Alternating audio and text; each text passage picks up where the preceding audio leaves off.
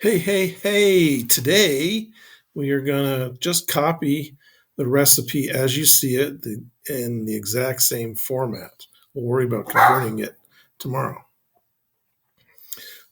So, graphic format is what you see, graphic format is what I should get. So, we have here two tables, and what I recommend you do is open up a blank Google document and start off by naming it.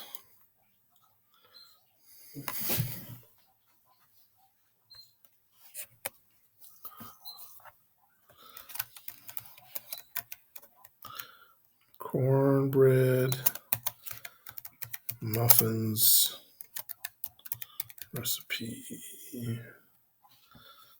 Okay. Then again, I recommend you split your workspace in two here. So you're going to do this. Click on this button here, and we're going to. Oh, there we go. And we're going to take our Google document and slide it over here. And here's the original. Okay. So just like before, we need to count up how many rows and columns there are. So remember, rows go this way, columns go up and down. So we have 1, 2, 3, 4, 5, 6, 7 rows. 1, 2, 3. 1, 2, 3 columns. All right, so we're going to go to Insert, Table, and we want 7.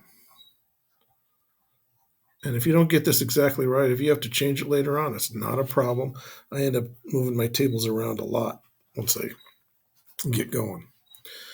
Oops, but I did 3 by 7. I want, yeah, that's right, 3 by 7. Boom. Okay, and we need to merge our top row together. So we're going to highlight those. Format, table, and my face is in the way again. Format table, merge cells. Do the same with the second row.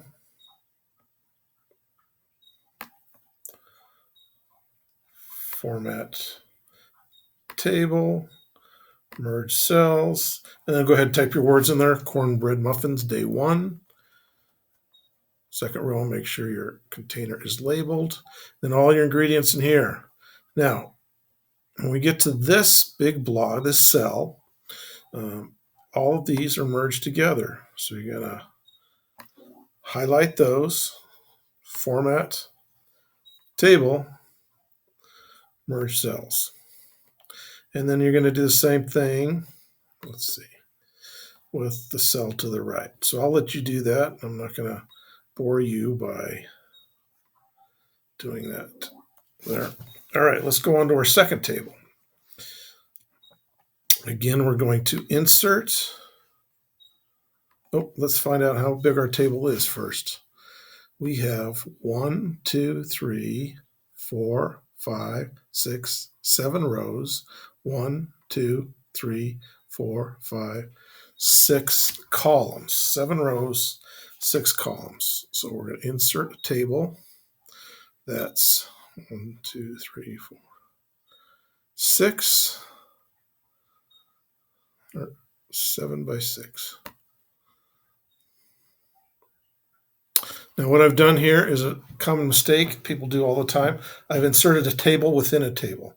Not a big deal. You can click on this button right here to undo it, or you can hit Control Z to undo what you just did. Now, I want to move my cursor down here, and that's where I want to insert table. And it needs to be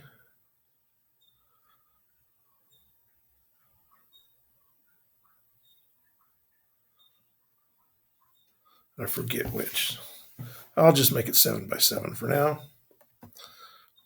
Can always trim it back later. All right, so here's my second table. We're going to go ahead and merge all of our first row together. So we go highlight first, format, table.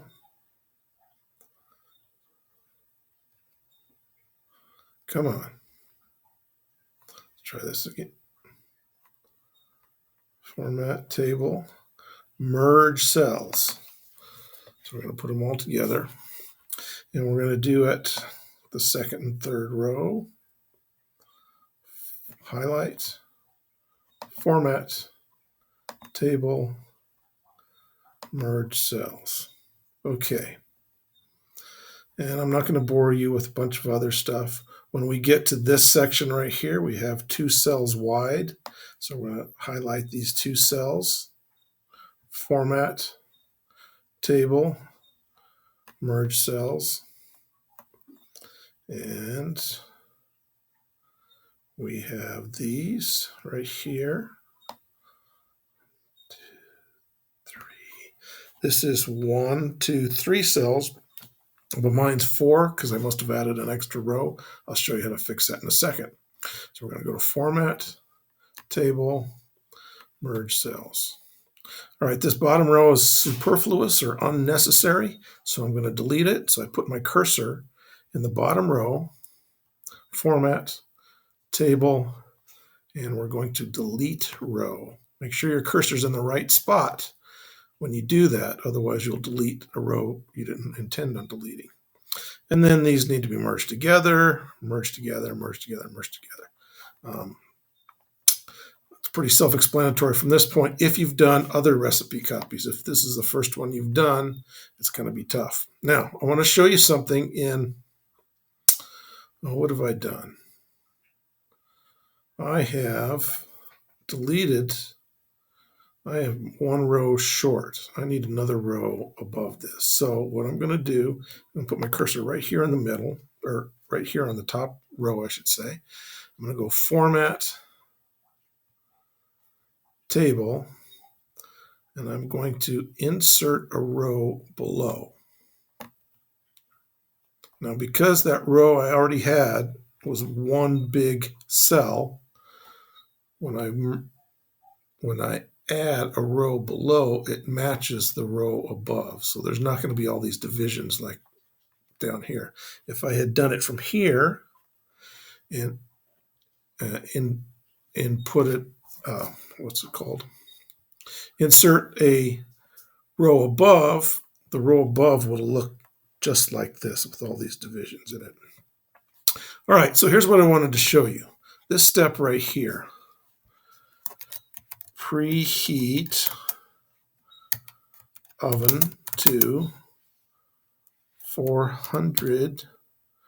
All right, how do you get this little degrees Fahrenheit thing? Well, I'm glad you asked. I'll show you. Okay, let's make it big so we can follow it closely. If you go up here to Insert, click on Insert. That's called a special character. So we're going to insert special characters. And we have symbols. And I could spend all day looking through these different symbols to find out where it is, because they're not in order. But let's see if I can search for it. Yes, I type in degree, and here I have degrees Celsius or degrees Fahrenheit. All I do is click on it. It looks like nothing happened. But if I look down here, there's my preheat oven to 400 degrees Fahrenheit. If I want this in the center, I just leave my cursor where it is. Click on center align, and boom. The rest of it's pretty self-explanatory. There's no L's, so it's pretty easy. So once you get that copied, submit it to me, and I will correct it. Thank you very much.